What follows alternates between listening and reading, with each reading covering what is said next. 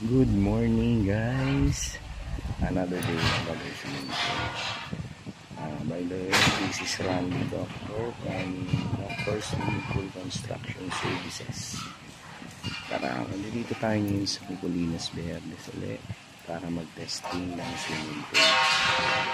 Tara, samahan nyo. Let's go. Ito yung bahay. Yan. So, pasok tayo. Ayan, swimming pool.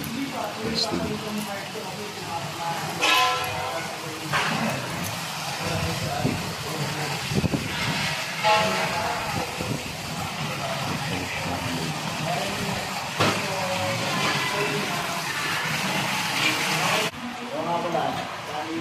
Ito, tatambulan na lang yan para hindi nakita yung mga pipes.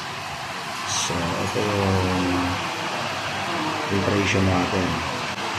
So, ang ginamit natin dito, filtration, ang pump at saka filter. Ang pump natin is lost swing. Napakalakas ng performance ng boss. So, lalagyan namin dito ng mga label para hindi malito yung nagme-maintenance ng swimming pool. So, ginamit namin dito is cartridge filter sa small pool. So, okay na yan.